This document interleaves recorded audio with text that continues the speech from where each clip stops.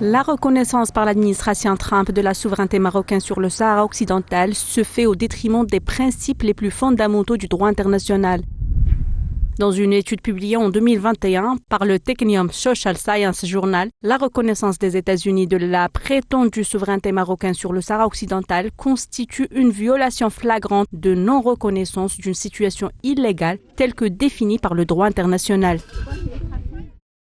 L'obligation de non-reconnaissance d'une situation créée par une violation grave de normes impératives consacrées par le droit international coutumier est rappelée à l'article 41.2 du projet d'article sur la responsabilité de l'État pour faits internationalement illicites qui dispose qu'aucun État ne doit reconnaître comme licite une situation créée par une violation grave au sens de l'article 40, ni prêter aide ou assistance au maintien de cette situation.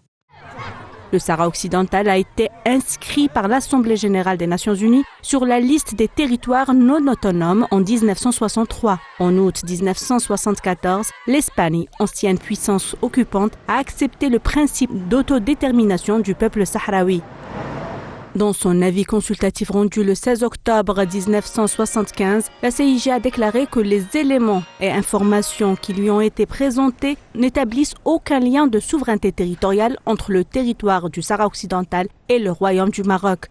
Par conséquent, la Cour n'a pas constaté de lien juridique de nature à affecter l'application de la résolution 1514 relative à la décolonisation du Sahara occidental, et en particulier du principe d'autodétermination par l'expression libre et authentique de la volonté des peuples du territoire.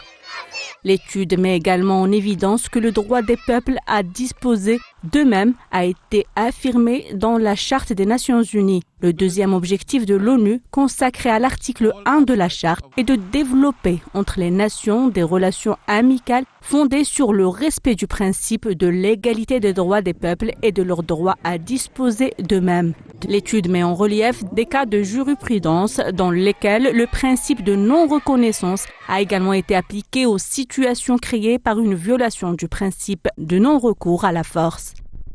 Alors que le Conseil de sécurité des Nations Unies tiendra le 14 avril une réunion d'information et des consultations à huis clos, il se penchera une nouvelle fois sur la situation au Sahara occidental. La position des USA, en tant que membre permanent du Conseil de sécurité, tend à faire pression sur l'organe suprême des Nations Unies, lui-même pointé du doigt pour ses nombreuses failles juridiques quant à la mission qu'il confère à la MINURSO, mais aussi sur son inaction face aux nombreuses violations du droit international et du droit international humanitaire au Sahara occidental.